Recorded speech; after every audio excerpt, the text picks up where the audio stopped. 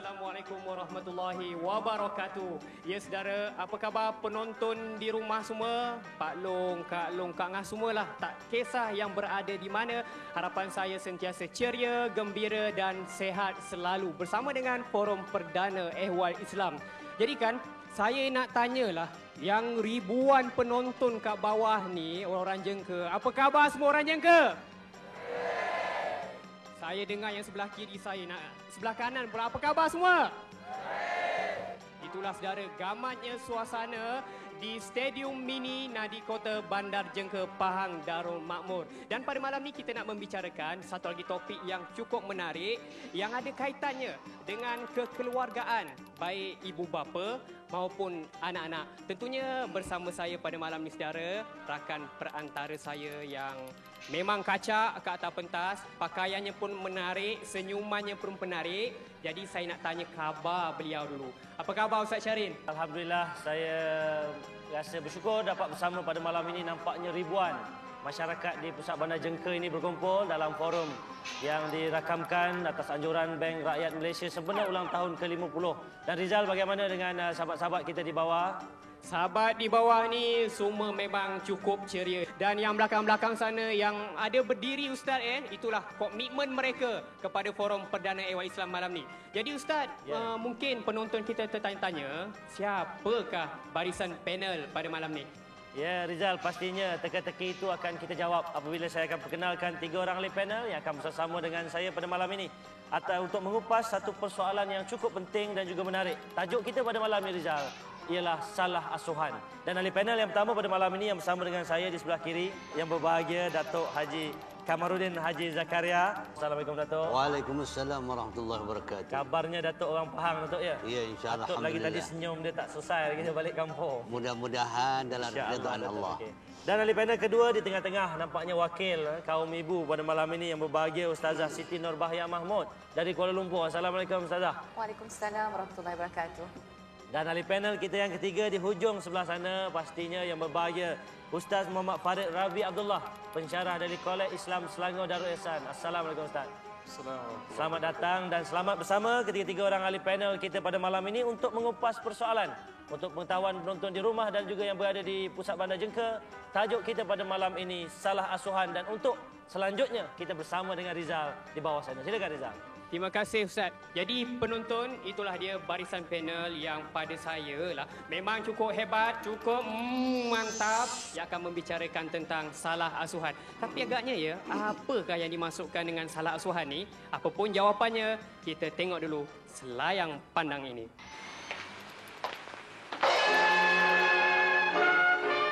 Pak, sekarang sudah pukul 2. Mengapa Pak belum tidur lagi? Sebab aku menunggu kau pulang. Betulkah kau tak mau kawin dengan Rokia? Betul, Pak. Bapak tahu apa entah daripada Rokia? Sazli tak mau jadi pasanggup.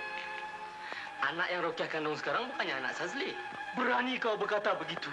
Anak kurang ajar. Inikah balasan yang aku dapat setelah aku mendidik kau dengan penuh kasih mesra? Inikah hasil yang aku dapat setelah aku memberi kau segala kepuasan dan kebebasan hidup? Anak yang tak tahu malu. Kau cemarkan nama Rokia, ya? Nama anak Pak Longmu sendiri, Sazali. Sazali, lebih baik kau tarik segala kata-katamu sebelum perkara yang tak diingini berlaku. Sebelum aku mengusir kau keluar dari rumah ini, Sazali. Kau tarik balik, Sazali! Aku belum puas, Sazali. Aku belum puas. Berhenti. Jikalau 10 tahun dahulu Bapak melakukan demikian, barangkali Sazli boleh jadi baik sekarang. Tapi sekarang sudah terlambat. Sudah terlambat, Pak. Bapak yang bersalah dalam soal ini. Bapak membesarkan Sadri dengan secara membabi buta saja. Segala apa kemauan Sadri Bapak tunaikan. Segala apa hajat Sadri Bapak sempurnakan. Sehingga Sadri pandai bercakap bohong sama Bapak. Sehingga Sadri menipu Bapak. Menipu untuk kepentingan diri. Tetapi Bapak hanya anakku Sazli. Sazli. Bapak yang bertanggung jawab di atas segala kelakuan buruk dan baik Sazli. Apabila Sazli sudah dewasa, Sazli perlu banyak uang. Tapi Bapak tidak mampu. Sekarang Sazli punya uang, kuasa dan segala-galanya. Semuanya dari tenaga Sadri sendiri, Bapak tahu.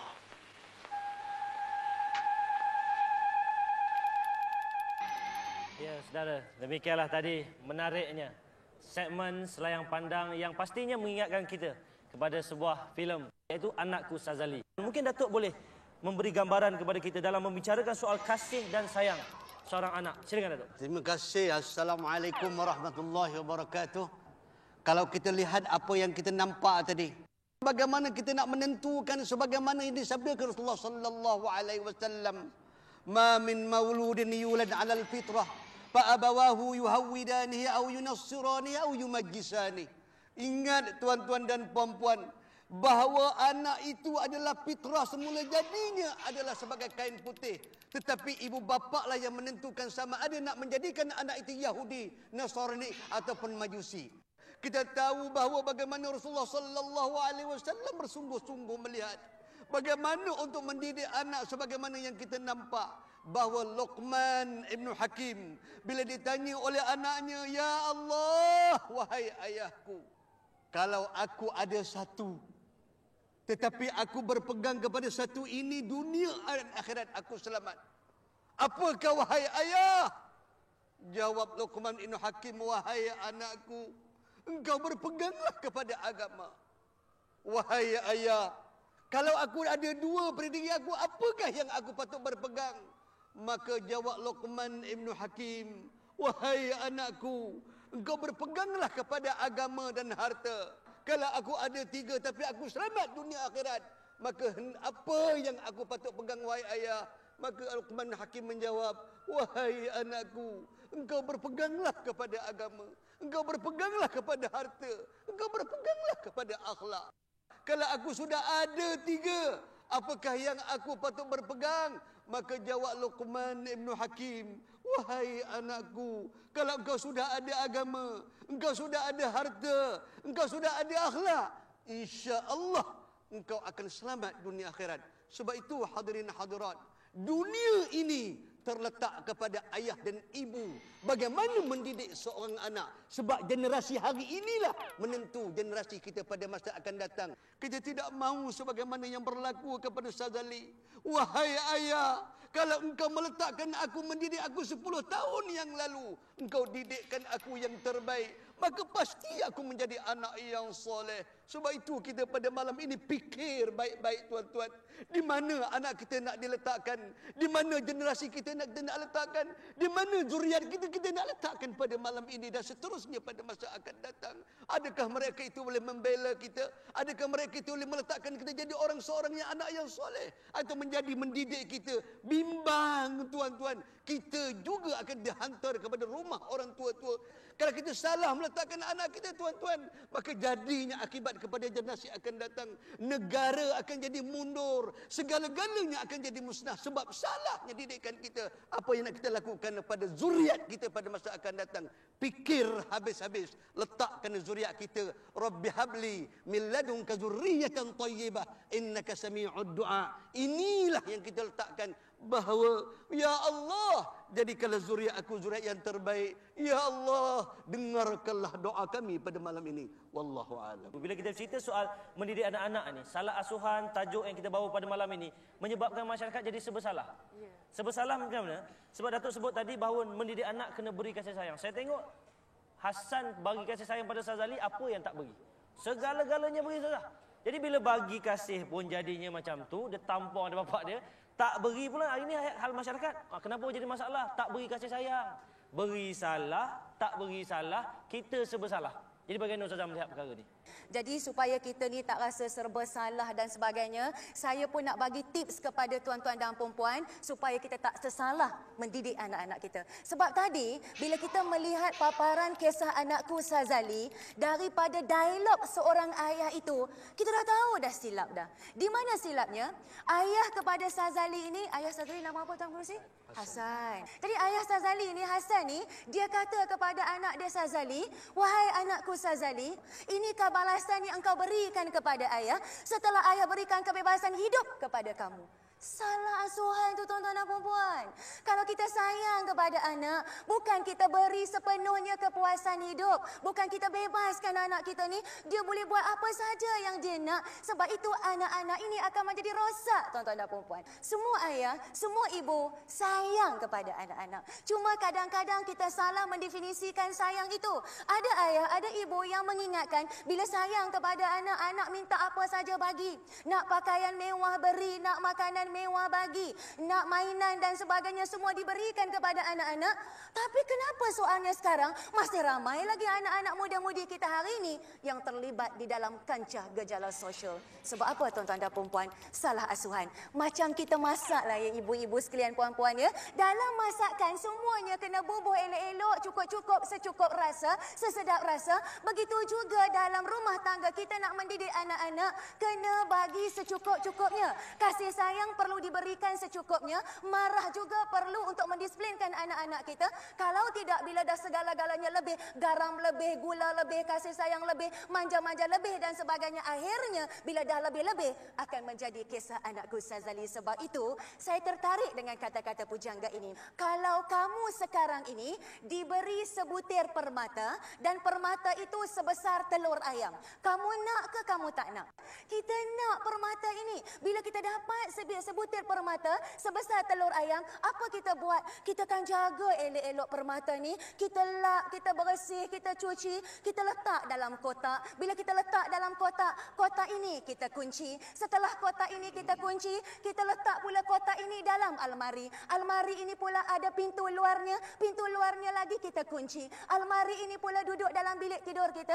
Bilik tidur kita ada pintu-pintu ini kita kunci. Bilik tidur kita terletak dalam rumah. Rumah ini ada pintu-pintu ini kita kunci tuan-tuan dan puan-puan. Dan rumah kita ada pintu pagar di luar. Pintu pagar di luar kita kunci tuan-tuan dan puan-puan. Kerana apa? Semata-mata kita nak jaga sebutir permata itu supaya dia tidak jatuh ke tangan orang lain, supaya dia tidak hilang, supaya dia terus bersinar dan sebagainya. Dan kata pujangga ini, soalnya sekarang permata itu telah ada di tangan kamu. Apakah permata itu? Tidak lain dan tidak bukan, permata itu ialah anak-anak kita tuan-tuan dan puan-puan. Jangan salah asuh mendidik anak-anak kita. Kalau salah asuh mendidik anak kita, kalau permata ini dia jatuh ke tangan ibu bapa yang tidak bertanggungjawab, akhirnya musnahlah negara kita, rosaklah keluarga kita. Justru itu tajuk yang kita bincangkan pada malam ini. Kita akan bagi tips kepada tuan-tuan dan puan-puan bagaimana untuk mendidik anak-anak yang cemerlang, insya-Allah. Bila kita bercerita tentang anakku Sazali, saya sebenarnya gairahnya bapa bila mendidik anak ni sebenarnya bukan tak diingatkan. Mak dia dah beritahu. Mak dia kata bila kata anak bila bapak dia kata aku akan berikan segala-galanya. Aku tak mau dia susah macam aku dulu. Kadang-kadang bapak berasa begitu. Tapi mak dia kata aku takutlah Hasan. Dengan kemewahan ini akan menyebabkan dia lupa. Nampak dah lupa. Jadi bagaimana Ustaz melihat suasana ni? Sebenarnya kesilapan itu bermula di rumah tangga, di dalam mengasuh anak. Seperti mana yang disebutkan oleh sahabat-sahabat di panel yang lain, kita seringkali menuding jari menyalahkan orang lain. Tetapi segala-galanya bermula di rumah tangga. Bagaimana bapa mendidik anak, bagaimana ibu itu mendidik anak. Allah Subhanahu wa taala berfirman dalam surah An-Nisa ayat yang ke-9. A'udzu billahi minasyaitonir rajim. Wal yakhshal ladzina law taraku min khalfihim dhurriyatan dhi'afa khafu 'alaihim falyattaqullaha wal yaqulu qawlan sadida. Shadaqallahul azim. Yang bermaksud, hendaklah kamu takut sekiranya kamu meninggalkan satu generasi yang lemah sifatnya. Allah Subhanahu wa taala beri amaran kepada kita dan telah memberitahu kepada kita supaya jangan sekali-kali kita yang berstatus sebagai ibu dan bapa meninggalkan generasi yang lemah sifatnya. Kita seringkali terbayang bahawa lemah sifat ini adalah tak ada wang ringgit, tak ada harta pusaka. Ini yang kita nampak, sedangkan yang Allah Subhanahu wa taala sebut dalam ayat itu, generasi yang lemah sifatnya, lemah keyakinan dia terhadap Allah Subhanahu wa taala, lemah akidah, tak kenal syariat Islam, apatah lagi akhlak. Jadi ibu bapa gagal melahirkan anak-anak yang mempunyai penghayatan terhadap Islam. Kita lihat seperti mana yang telah disebut oleh Allah Subhanahu wa taala dalam surah Luqman, cukup cantik.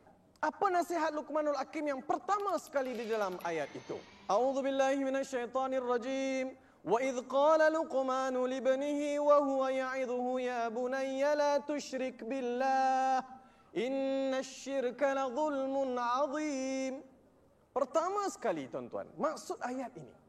Dan ingatlah tatkala Luqmanul Hakim memberi peringatan kepada anak dia, wahai anak kesayanganku, jangan kau sama sekali mensyirikkan Allah Subhanahu wa taala. Nah, sekarang kita faham bahawa permulaan pendidikan di dalam rumah tangga ialah mengajar anak mengenal Allah Subhanahu wa taala. Sebab itu ahli falsafah di dalam ilmu akidah mereka menyebut bahawa awwaluddin ma'rifatullah. Pertama sekali yang perlu diajar kepada anak ialah mengenal Allah Subhanahu wa taala. Kalau hadis Rasulullah sallallahu alaihi wasallam menyebut kullu mauludin yuladu 'alal fitrah fa abawahu yahwidanihi wa yunassiranihi wa yumajjisanihi. Yang bermaksud anak Adam tu setiap anak lahir atas permukaan bumi ini dalam keadaan fitrah, suci, bersih.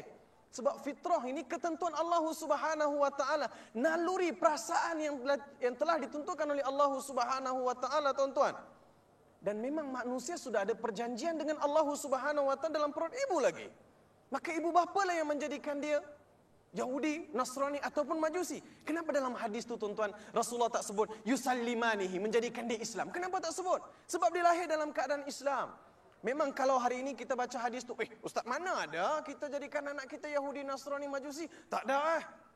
Memang tak ada, tetapi unsur kadang-kadang cara pendidikan itu tidak menggambarkan cara pendidikan Islam. Saya nak tanya tuan-tuan, berapa ramai bapa yang ngajar anak dia baca doa makan? Baca doa makan aja. Baca doa nak masuk tandas ke, baca doa nak masuk bilik ke, baca doa nak naik kenderaan ke, berapa ramai bapa buat? Mungkin ada, tetapi kita khawatir bilangannya lebih ramai. Tak ada. Jadi tuan-tuan dan perempuan, di sini bermulanya. Kita esok lusa kalau anak jadi something dekat sekolah, kita salahkan orang. Kita salahkan ustaz lah, cikgu tak mendidik dah, apa cikgu buat, apa guru disiplin buat. Kita tak sudah-sudah menuding jari. Tahu tak, satu jari menuding ke hadapan, 4 lagi menuding ke diri kita sendiri. Allah Subhanahu wa taala akan tanya juga cikgu, akan tanya juga orang-orang yang berkepentingan, di mana peranan kamu di dalam mendidik masyarakat, mendidikkan anak-anak murid kamu. Tetapi yang pertama sekali akan ditanya ibu bapa. Di mana peranan mereka di dalam mendidik anak-anak. Insya-Allah, mudah-mudahan apa yang saya sebut akan membuka minda tuan-tuan untuk kita sama-sama berfikir demi kemaslahatan umat Islam bersama.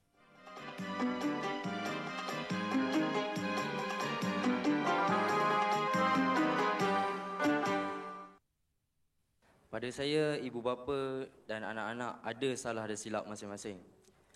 Tapi dalam hal ni, saya rasa ibu bapa perlu dipersalahkan lebih sedikit pada anak.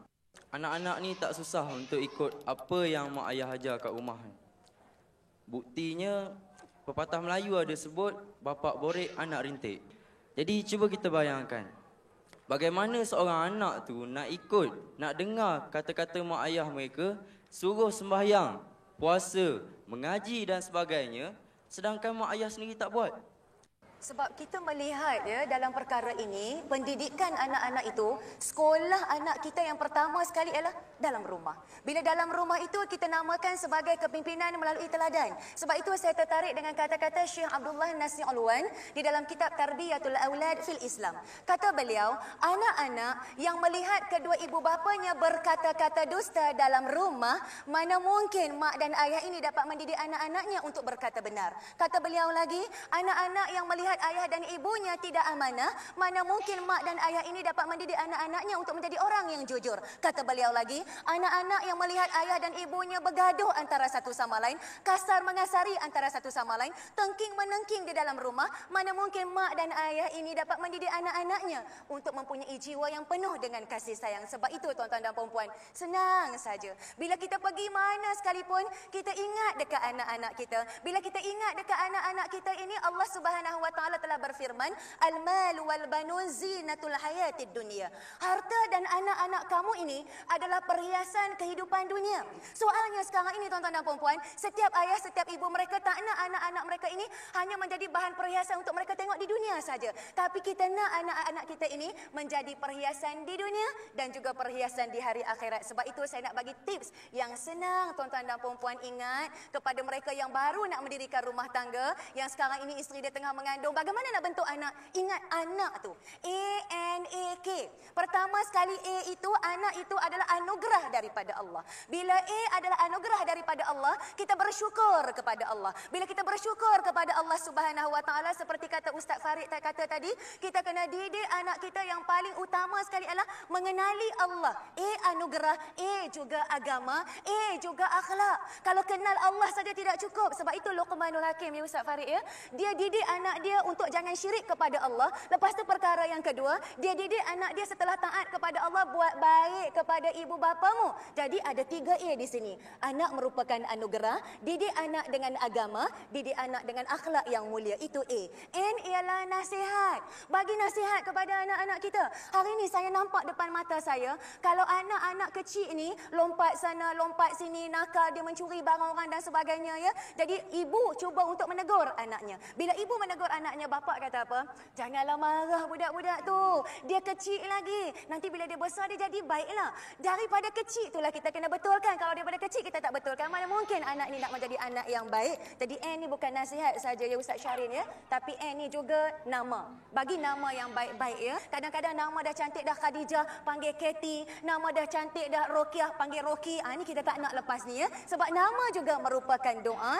Anak kita merupakan amanah, dan amanah ini satu hari akan ditanya oleh Allah Subhanahu Wa Taala. Kalau kita tahu anak kita ini adalah merupakan amanah, kita akan menjadi ibu bapa yang bertanggungjawab, dan akhirnya bila kita menjadi ibu bapa yang bertanggungjawab, kita akan dapat K Ustaz Syahrin, iaitu kebahagiaan di dunia dan juga di hari akhirat insya-Allah.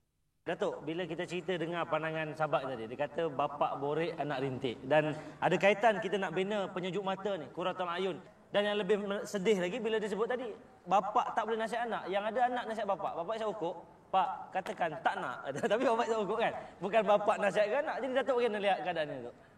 Terima kasih Dara Pengusi. Berapa orang seorang ayah dan seorang ibu yang bangun pukul 3 pagi khusus untuk berdoa kepada anak dia sendiri, menyebut di hadapan Allah Rabbul Jalil. Saya bimbang pada malam ni tuan-tuan. Kerana apa? Kerana bimbang anak-anak yang kita lahir nanti, ataupun anak yang ada sekarang, yang membesar sekarang, tidak dapat doa daripada seorang ibu dan seorang ayah. Ini yang kita bimbang. Ayah tak pernah mengangkat tangan berdoa untuk anaknya. Tidak menyebut bulan bin bulan, ya Allah, ya Tuhanku, jadikan anak aku anak yang begini-begini. Tidak pernah disebut oleh seorang ayah dan seorang ibu. Kenapa ayah dan ibu bakhil? Kenapa mengangkat tangan berdoa kepada yang lain? La ilaha illallah. Air mata yang mengalir bukan kerana mendoakan kepada anak. Air mata yang mengalir berdoa kepada benda yang lain. Duduk depan TV menangis. Film Hindustan, ya Allah, apa hal ni? Sudah ada banyak dah. Kita ada ilmu tuan-tuan. Kita ada maklumat. Kita ada pengetahuan. Tetapi sikap kita tidak berubah pada hari ini. Sampai bila kita akan berlaku perkara yang seumpama ini pada masa akan datang. Wal-iyazubillah tuan-tuan. Wal-iyazubillah. Kalau kita tidak betul jaga anak kita, kita tidak mahu anak kita melakukan sesuatu, kenapa kita tidak mendoakan kepadanya? Mula daripada hasil daripada kandungan lagi. Ayah dan ibu tidak pernah 9 bulan 10 hari anak kita duduk di dalam kandungan. Tetapi seorang ayah kadang-kadang tidak pernah sembahyang hajat kepada anaknya sendiri. Tidak pernah mengangkat tangan hingga mengilir air mata. Ya Allah, ya Tuhanku. Bukan senang. Imam Bukhari, tuan-tuan. Imam Bukhari yang jadi alim, seorang perawi hadis sekarang ini, ialah hasil dua ibu bapaknya mengangkat tangan berdoa kepada Allah.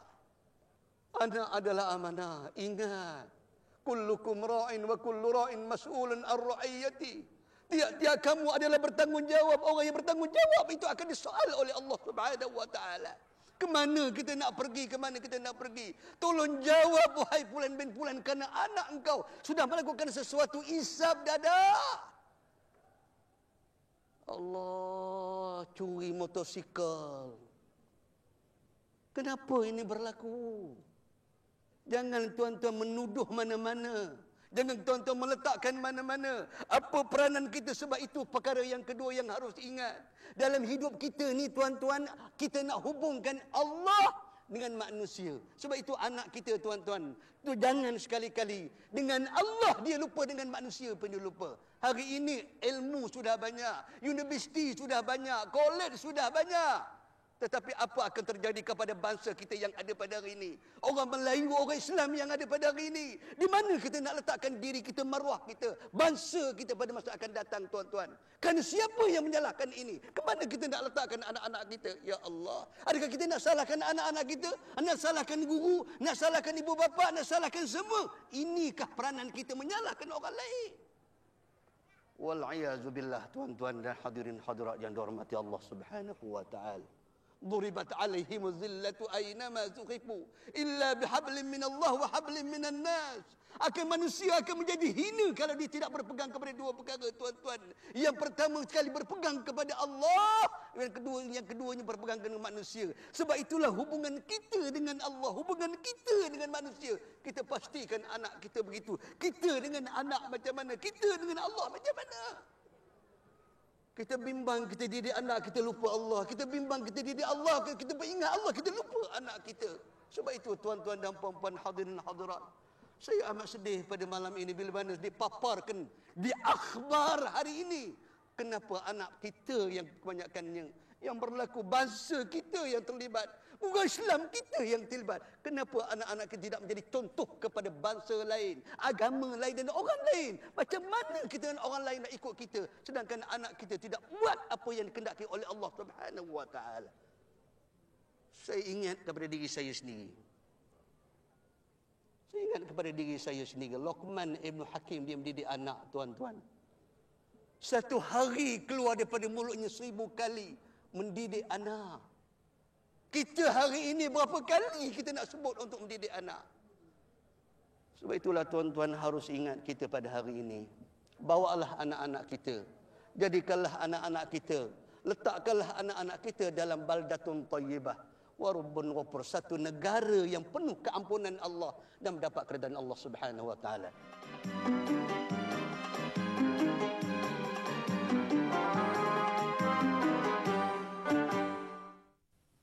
Alangkah sedih ya, kita sebut kita nak anak-anak yang qurrata ayun, yang sejuk mata memandang.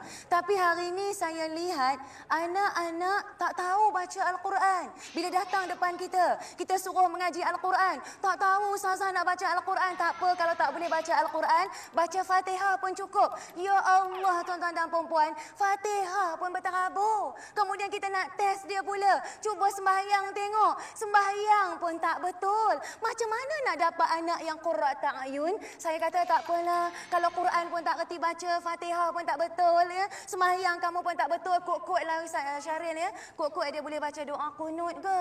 Saya kata cubalah baca doa kunut. Dia kata ustazah nak saya baca kunut panjang ke kunut pendek? Saya kata selama saya duduk mengaji bertahun-tahun, saya tak pernah jumpa kunut panjang, kunut pendek. Wahai ustazah, dia kata kunut pendek bunyinya begini, kunut. Kunut panjang wahai ustazah bunyinya begini, kunut. Itu namanya Al-Jahil bin Al-Bangang ya. Tengok ya, ya Allah, benda yang kecil-kecil macam tu pun tak tahu. Sebab itu saya nak buka minda tuan-tuan dan puan-puan pada malam ini. Kita dengar satu cerita. Cerita ini berkisar kepada mimpi wali Allah pada suatu malam. Wali Allah ini dia bermimpi. Di dalam mimpinya dia berjalan dekat kawasan perkuburan. Bila dia berjalan dekat kawasan perkuburan, kubur yang mula-mula sekali dia nampak tuan-tuan dan puan-puan, penghuni-penghuni kubur itu mereka tak duduk dalam kubur mereka tak beristirahat di dalam kubur mereka. Tetapi wali Allah ni dia rasa terkejut sebab penghuni kubur itu mereka duduk atas kubur mereka sendiri, mereka kais tanah atas kubur mereka. Dia tak faham, dah meninggal dunia dah, nak cari apa lagi, seolah-olah sedang mencari sesuatu barang yang hilang. Dia tak faham, dia meneruskan perjalanan. Bila dia meneruskan perjalanan, nun jauh di sana dia nampak daripada jauh ada satu kubur yang memancarkan cahaya. Dia tak sabar, dia nak tinjau siapa yang ada di dalam kubur ini. Dia merapati kubur ini. Bila dia merapati kubur ini, muslimin dan muslimat, anak-anak yang dikasih sekalian, wali Allah ni dia rasa terkejut. Kamu sahabat saya, kamu dah meninggal dunia. Kenapa kubur kamu luas, terang benderang, dan kenapa kubur kamu banyak sangat perhiasan? Inilah taman-taman syurga. Apa yang kamu buat? Cerita kat saya. Saya nak buat amal ibadah macam kamu sebab saya nak duduk di dalam taman syurga. Kenapa kubur yang mula-mula sekali saya nampak, mereka tak dapat seperti kamu? Apa yang mereka buat? Apa pula yang kamu buat? Tiba-tiba sahabatnya berkata, kubur yang mula-mula sekali kamu nampak, mereka tak dapat taman-taman syurga, mereka kais tanah atas kubur mereka sendiri. Ya, memang mereka sedang mencari sesuatu. Mereka cari sesuatu yang hilang. Mereka sedang mencari doa daripada anak mereka. Hari demi hari mereka tunggu doa daripada anak mereka. Minggu demi minggu mereka tunggu doa daripada anak mereka. Sehinggakan bulan demi bulan, tahun demi tahun, ayah dan ibu itu menderita kerana menunggu doa daripada anak mereka. Sayang 1000 kali sayang, tidak ada seorang pun daripada anak mereka yang mengirim doa untuk mak dan ayah. Mak dan ayah mereka itu diazab oleh Allah Subhanahu Wa Taala.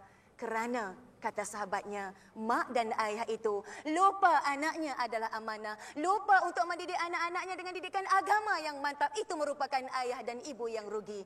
Kemudian kata wali Allah ini, kenapa pula dengan kamu? Kenapa kubur kamu terang? Kerana nun jauh di sana, saya tinggalkan anak-anak yang beriman dan bertakwa kepada Allah. Saya didik mereka dengan didikan agama. Saya asuh mereka dengan akhlak yang mulia. Semakin lama mereka sujud kepada Allah, semakin banyak mereka melakukan ketaatan dan ibadah kepada Allah, mereka pun dapat pahala dan saya pun dapat pahala juga kerana sayalah yang mendidik anak-anak saya untuk menjadi anak yang soleh dan anak yang soleha. Tetapi ada seorang anak saya, dia berniaga di pasar. Sambil dia berniaga di pasar, lidahnya tak pernah berhenti berzikir kepada Allah, dan zikirnya itu dihantarkan pahalanya kepada saya. Sebab itu untuk pengetahuan kamu, di kubur saya ini tiap-tiap hari ada seorang malaikat datang ke kubur saya, dan malaikat ini memberitahu kepada saya, kubur saya terang benderang, kubur saya merupakan taman-taman syurga kerana saya berjaya mendidik anak saya menjadi anak yang soleh, anak yang qurrata ayun. Dan kerana anak saya itu tadi, sambil dia berniaga di pasar, dia berzikir kepada Allah, dan zikirnya itu dia hantarkan pahala kepada saya sebagai tanda dia merupakan anak yang taat. Tiba-tiba tuan-tuan dan puan-puan, wali Allah ni dia terjaga daripada tidurnya. Bila dia terjaga daripada tidurnya, mimpi wali Allah memang kita boleh percaya. Mimpi kita tak boleh percaya, jangan duk pergi cari pula pasar mana. Tapi wali Allah ni dia pergi ke pasar, dia tanya sahabat dia, mana anak sahabat kita yang telah meninggal dunia? Pasar yang mana satu ya? Yang hujung sekali. Dia pergi pasar yang hujung, dia nampak memang betul anak sahabatnya yang telah meninggal dunia. Tak ada pun orang beli barang dia, tetapi lidahnya terkumat kamit, mulutnya bergerak-gerak. Maka wali Allah ini menghampiri anak ini, nak kamu buat apa? Tak ada orang beli barang kamu, kenapa kamu cakap seorang-seorang? Kamu sewel ya? Kamu tak siuman ya? Ada suis putus ya? Tidak, saya bukan tak sewel, saya bukan tak siuman. Sekarang ini saya sedang berzikir kepada Allah, dan zikir ini saya hantarkan pahala kepada mak dan ayah saya. Saya tak sempat balas jasa dan pengorbanan mak dan ayah saya. Mudah-mudahan dengan zikir ini akan menempatkan mak dan ayah saya di taman-taman syurga. Tepuk dada, tanya iman, jangan tanya selera. Tepuk dada, tanya iman. Anak yang bagaimana yang ingin kita lahirkan? Adakah anak yang akan menyebabkan mak dan ayah mengais tanah di atas kuburnya? Ataupun anak-anak yang ingin kita lahirkan yang akan menyebabkan mak dan ayahnya senang di dunia, boleh rehat di dunia, boleh rehat di hari akhirat, di dalam rumah kita yang kekal abadi, di dalam taman-taman syurga. Renung-renungkanlah, fikir-fikirkanlah kisah yang saya ceritakan sebentar tadi. Ya, terima kasih Ustazah sedang menonton. Hadirin hadirat yang hormati sekalian, selingkar kisah yang dibawakan oleh bagi Ustazah dalam merumus perbincangan kita dalam melihat tentang konsep salah asuhan dan jawapan kepada ke arah kita melahirkan anak-anak yang disebut dalam doa yang kita bacakan selalu memang iaitu tentang anak-anak yang jadi penyejuk mata, qurratul ayun. Dan mungkin Rizal ada mereka yang ingin bersama dengan kita. Silakan Rizal. Jadi saudara, kita semua tahu bahawa tidak ada mana-mana ibu bapa pun di dunia ni ingin melihat anaknya tersalah langkah, terlibat dalam pelbagai gejala-gejala negatif. Jadi sebab itulah ibu bapa sanggup berkorban tenaga, wang ringgit untuk membesar dan mendidik anak-anak mereka agar anak-anak ni menjadi anak yang cemerlang, yang diredai oleh Allah. Jadi saya nak teruskan pencarian saya pada malam ini. Okey Kak, boleh Kak berdiri bersama dengan saya? Saya nak tanya Kak lah. Kalau adalah jiran-jiran datang jumpa Kak, Dia bagi tahu tentang keburukan, salah laku anak-anak akak kat luar. Contohlah dia kata, Jajah, aku nampak anak engkau tadi tengah menagih dadah. Jadi apa akak rasa katnya? Saya pertama sekali nak ucapkan terima kasih kepada orang yang membuat aduan pada saya. Sekurang-kurangnya ada juga rakan saya ataupun jiran saya atau kawan sekampung saya memberitahu hal keburukan anak saya. Jadi akak tak marah ke dia bagi tahu keburukan anak tu? Marah memang marah. Tetapi kita tak boleh menerimanya secara mendadak. Kita perlu menyiasat sama ada ya perkara itu betul atau tidak. Jadi akak kan, bila akak tahu dah anak aku perang anak akak macam tu, apa akak nak buat kat anak akak ni? Bagi tahu cepat. Tunggulah dia balik. Tahulah apa saya nak buat. Itu dia saudara. Mak dah marah. Jadi saudara, tadi saya dah tanya kaum ibu. Saya nak cari pula kaum bapa lah. Nak tanya pula bagaimanakah dia mendidik anak dia. Adakah dengan cara kekerasan, dengan cara bagi duit ataupun kasih sayang. Bagaimana Pakcik? Jangan kita buat kekerasan. Ibarat macam kita melentur buluh biar daripada rebung. Kalau sekiranya dah jadi buluh, memang susahlah. Jadi Pakcik pernah tak pukul anak-anak Pakcik ni? Yelah masa kecil-kecil tu kan nakal-nakal. Pernah rotan tak? Saya tak pernah rotan. Kalau tak sembahyang saya rotan lah. Sampai umur 7 tahun lah. Okey, terima kasih Pakcik. Jadi itu dia saudara komen daripada ibu dan juga bapa bagaimana kita nak mendidik anak supaya menjadi anak yang terbaik. Jadi tentunya kita ada lagi ilmu bersama dengan barisan panel. Kita terus ke pentas. Silakan Ustaz Syaril. Mungkin ada sesuatu nak silakan. Kita tak nak apa yang berlaku dalam filem Anakku Sazali itu berlaku dalam keluarga kita, berlaku dalam masyarakat. Tu yang nampak perbincangan hari ini pada malam ini panas sikit ya. Dan kemudian saya nak ucap tahniah kepada Haji Asya sebentar tadi kerana selalunya bila ada jiran datang rumah kita bagi tahu anak kita ni berdating lah, bagi tahu dia nampak anak kita isap rokok bawah pokok, dia nampak anak kita buat benda-benda yang tak senonoh ke apa benda ke, selalunya susah yang akan memberi ucapan terima kasih kepada orang yang memberi komen tentang anak kita. Apa sibuk-sibuk jaga tentang anak saya? Saya tahulah jaga anak saya. Kenapa sibuk jaga tepikan orang? Kubur masing-masing, masing-masing jagalah. Awak yang sibuk-sibuk tegur keburukan anak saya, anak awak pun apa kurangnya? Kalau itulah sikap kita pada hari ini tuan-tuan dan puan-puan, sampai bila pun kita tak boleh membentuk satu masyarakat yang sama-sama bergotong royong untuk melaksanakan al-amru bil ma'ruf wan nahyu anil munkar. Hari ini umat yang terbaik kata Rasulullah sallallahu alaihi wasallam, umat yang terbaik yang Allah rakamkan di dalam Al-Quran ialah mereka yang menyuruh orang lain melakukan kebaikan, mereka buat sama dan dalam masa yang sama mereka mencegah manusia yang lain untuk melakukan keburukan. Kita kena menganggap anak jiran kita itu tuan-tuan dan puan-puan seperti anak kita sendiri. Dalam kita mendidik anak-anak kita ni, selain daripada kita membuka berlapang dada menerima teguran daripada orang lain tentang keburukan anak kita dan kita mendisiplinkan anak-anak kita, satu lagi saya tertarik satu kisah yang berlaku di zaman Rasulullah sallallahu alaihi wasallam. Kisah ini tuan-tuan dan puan-puan bila saya cerita kadang-kadang kita rasa macam kita tak begitu ambil berat tentang anak-anak kita. Soal pemakanan inilah yang akan membentuk darah daging yang baik, yang akan menghasilkan amalan yang baik kalau ia datang daripada sumber pemakanan yang halal yang diredai oleh Allah Subhanahu wa taala. Hari ini bila ibu menyajikan makanan kepada anak-anak, kita kata makanan seimbang. Kita tahu dah, kita suka dah ya. Ini ada protein, sayur ni dan sebagainya, semua kita tengok.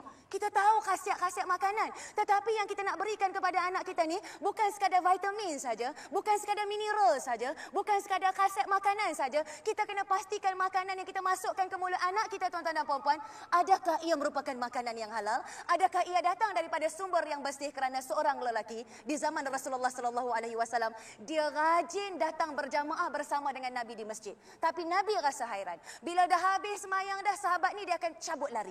Selalu dia tak sempat berdoa. Suatu hari dia balik agak lewat. Nabi tanya kepada sahabat ini, kenapa tiap-tiap kali kamu semayang berjamaah dengan saya dan sahabat yang lain, kamu tak sempat berdoa, kamu tergesa-gesa balik ke rumah?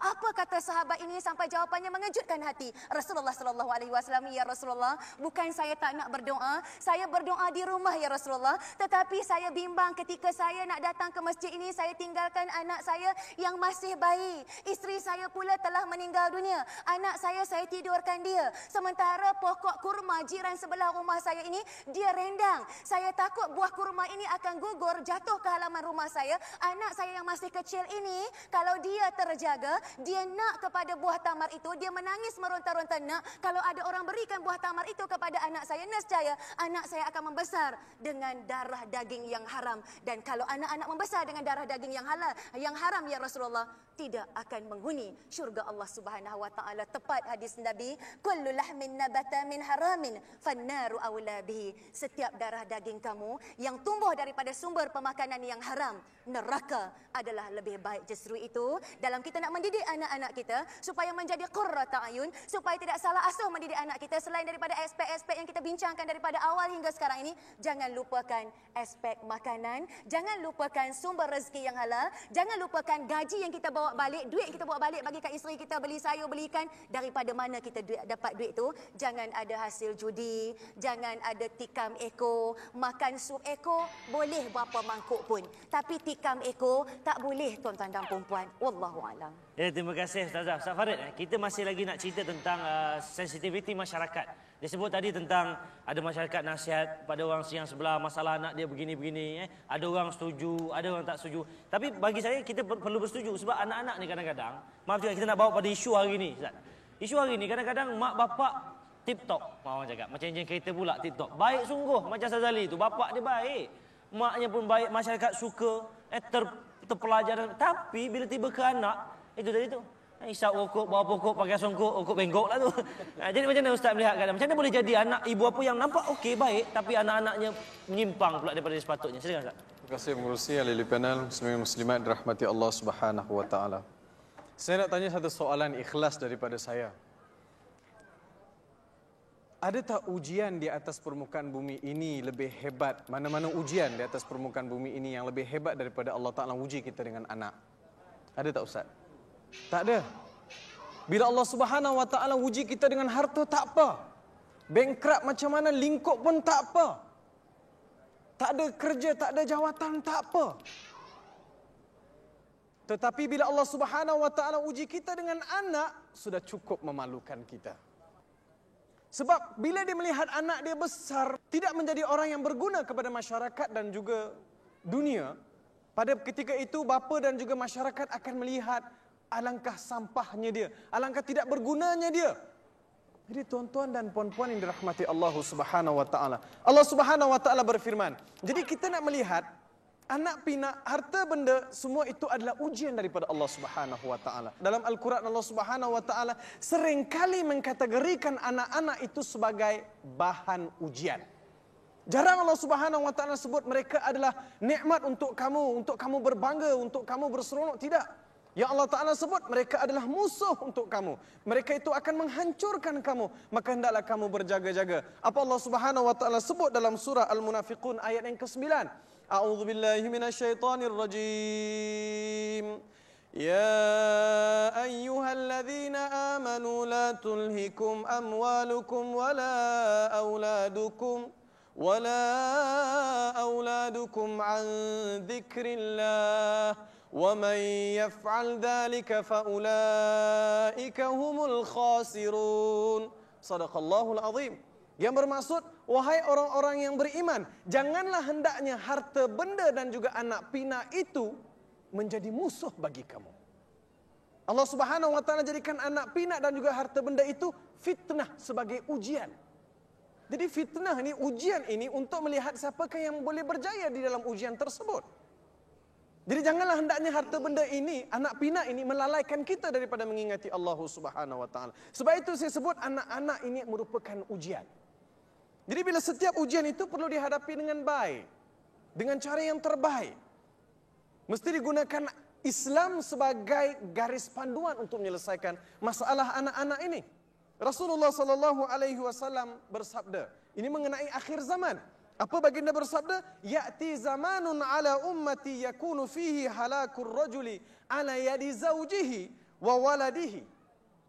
Akan datang satu masa ke atas umat aku, kemusnahan ke atas umat aku, yaitu kemusnahan seorang lelaki adalah disebabkan isteri dan anak pinaknya. Jadi tuan-tuan dan puan-puan, hari ini kita tak sanggup menanggung sebarang malu bila anak itu menjadi penagih dada. Sebab itu tuan-tuan, Allah Subhanahu Wa Taala uji. Kita seringkali ya Ustaz Syarin, kita seringkali menjadikan alasan kita ni tak begitu relevan, tak begitu kukuh. Kalau Ustaz pisang setandan, takkan semuanya baik. Itu motivasi kita rupanya. Begitu juga bila kita kata anak kamu kenapa jadi macam tu? Alah, anak Nabi Nuh alaihi salam pun tak beriman. Pula. Nabi Nuh ini 950 tahun berdakwah, mengajak anak dia 950 tahun. Kalau seperti Datuk Kamarudin sebut tadi, Luqmanul Hakim 1000 kali menasihat anak dia setiap hari. Kita berapa kali nasihat anak kita? Tahu-tahu tiba-tiba kita kata alah, anak Nabi Nuh pun tidak beriman. Tuan-tuan, ini alasan yang tidak bermotivasi sebenarnya. Jadi jangan anggap itu sebagai satu masalah yang besar. Kita kena hadapi dan kita kena menanganinya dengan cara yang terbaik. Seperti mana yang telah diajar oleh Rasulullah SAW. Di antaranya suruh sembahyang, suruh baca Quran. Benda-benda ni yang kita tak ambil berat sangat. Jadi kalau kita dapat memberi penekanan terhadap pendidikan spiritual, pendidikan kerohanian, yang mana anak-anak kita rasa kosong jiwa dia, insya-Allah banyak masalah di atas permukaan bumi ini yang berkaitan dengan anak-anak dapat diselesaikan. Wallahu taala a'lam. Terima kasih Ustaz Farid. Datuk, sebagai rumusan nampaknya, bila kita dah berbincang tentang salah asuhan ini, apa tips atau nasihat bagi pihak Datuk lah, bagi orang lama, yang boleh Datuk kita kongsi bersama ke arah kita nak memastikan ibu bapa hari ini dapat menjinakkan atau melembutkan hati anak-anak menjadi anak yang soleh, yang taat, yang menjadi penyejuk mata pada kita ibu dan bapa ni. Silakan Datuk. Sebenarnya kalau kita nak lihat anak kita berjaya, ibu bapa itu mesti berjaya. Berjaya dulu. Jangan ibu bapa tu tidak berjaya. Disebab anak akan melihat ibu bapa jadi contoh. 40 tahun kahwin misal kata tak pernah jadi imam. 20 tahun kahwin tak pernah jadi imam. Dalam rumah anak-anak tengok ayah. Ayah tak pernah jadi imam ni apa hal? Makmuman. Apa hal ni? Baca ayat Quran, A'udzubillahi minasyaitanirrajim. Bukan nak lawan Ustaz Farid dah. Kita kena jadi, ini peningkatan. Bila jadi imam pula, anak tengok pula. Baca sentiasa, baca. Rakaat pertama, inna a'tainakal kautsar. Allah. Rakaat kedua, qul huwallahu ahad. Anak dah jemur dah. Masuk sebulan, anak dah tahu rakaat pertama mesti ayah nak baca inna a'tainah lah itu. Tak meninggal. Ayah tak ada contoh. Patutnya depan anak, ayah dah tak baca dah. Tak tengok surah Yasin dah. Sebab ayah dah 60 tahun. Ayah 50 tahun. Ini ayah masih lagi baca surah Yasin. Baca lagi pegang. Cermin mata pula. Selapis, 2 lapis, 3 lapis. Anak kata, ya Allah. Akhirnya anak lebih kurang dia lah juga. Ini saya nak cerita. Satu hari menantu dengan tok mentua, dia ada sama-sama dengan dia. Menantu ni kuat makan malas kerja. Tok mentua ni pula rajin kerja malas sembahyang. Ini semua ada kes belaka. Tapi dua-dua menantu dengan tok mentua ni cerdik. Dua-dua ni orang berpelajaran. Satu hari tok mentua nak menjadikan contoh, gonong-gonong nak jaga menantu dia, nak tunjuk ajar menantu dia, dia beli papandang. Letak atas TV. Bila letak atas TV papandang, di papandang ni tahulah ada haji, ada makan. Jadi mula-mula sekali tok menantu tok mentua dia bila dah tengok letak apa anak dia, menantu dia tanya, "Ayah, nampak ada papandang pula atas TV tu?" "Iyalah," dia kata. "Awak pandai ke Maidah?" Tapi orang tua ni ada vision. Dia tengok. Ada kata dorang tu misi dan visi tu ada. Ini kita ni kadang-kadang tok mentua ni visi tak ada, misi pun tak ada, payah juga. Dia nak suruh menantu dia jadi baik. Ajak Maidam. Bila ajak Maidam, tuan-tuan mesti faham. Maidam ni ada makan. Makan satu ke menantu dia. Lepas tu tok mentua bagi lagi makan 2. Bagi lagi makan 3. Bagi makan 4, bagi makan 5. Tok mentua tanya, "Nak, engkau berapa kali makan dah?" 5 kali. Inilah awak ni kerja. Makan aja, kerja malas. Menantu cerdik. Bukan menantu zaman dulu. Menantu zaman moden ni ICT semua, IT tahu semuanya. T semua tahu dia semua. Akhirnya dia menantu pula bagi haji ketua tua. Lalu bagi ruah naik haji 1. Naik haji 2. Naik haji 3, naik haji 4, naik haji 5. Seri. 5 sama. Menantu tanya, ayah haji berapa? Haji dah 5. Alamak, ayah dia kata haji aja 5, sembahyang tidak.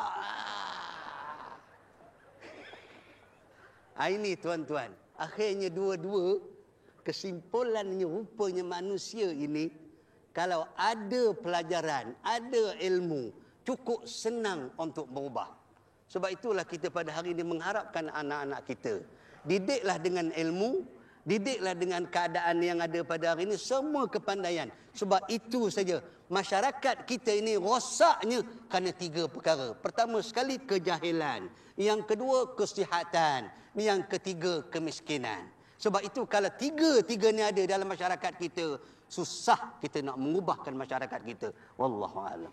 Ya, terima kasih Datuk dengan kisah yang menarik yang sekaligus merumus perbincangan kita dalam tajuk salah asuhan, yang sememangnya salah asuhan mengajak kepada kita sebenarnya ibu bapa sekalian untuk merenung kembali dan juga berfikir soal peranan dan tanggungjawab kita sebagai ibu dan bapa terhadap anak-anak, khususnya di zaman yang mencabar. Kerana bagi kita jelas dalam perbincangan tadi menyatakan bahawa anak-anak ini adalah anugerah, anak-anak adalah nikmat, dan anak-anak sememangnya adalah satu ujian yang mana kita nak bawa anak-anak kita menjadi anak-anak yang soleh, salehah dan juga anak yang jadi penyejuk mata, supaya konsep anak Ustaz Zali dalam salah asuhan yang kita mula di awal perbincangan tadi tidak akhirnya merebak dan juga menjadi ikutan, malah menjadi ulangan dalam peristiwa hidup kita pada hari ini. Dan saya ucapkan ribuan terima kasih pada barisan ahli panel yang bagi Datuk, Ustazah Nubaya dan juga Ustaz Farid atas kesempatan bersama dengan kita. Tidak terlupa pada pihak penganjur Bank Rakyat, dan mudah-mudahan hasil perjumpaan kita pada malam ini menjadi satu pertemuan perpisahan yang dirahmati dan memberi kebaikan dalam kita memperkukuh generasi anak-anak kita. Terima kasih. Dan sebelum kita berpisah, mungkin sahabat saya, Sir Rizal ada sesuatu bersama dengan kita pada malam ini. Silakan Rizal. Ya, terima kasih Ustaz. Jadi saudara, begitulah tadi bual bicara salah asuhan. Ingat, anak adalah anugerah Allah Subhanahu Wa Taala yang perlu dijaga, yang perlu dipelihara dengan baik. Kerana itulah ujian kita yang sebenarnya. Ambillah segala intipati yang telah dibicarakan. Akhirnya Allah Subhanahu Wa Taala berfirman dalam Al-Quran surah At-Tahrim ayat 6, bermaksud, wahai orang-orang yang beriman, peliharalah diri kamu dan keluarga kamu dari bahaya api neraka yang bahan bakarnya adalah batu dan manusia. Renungkan.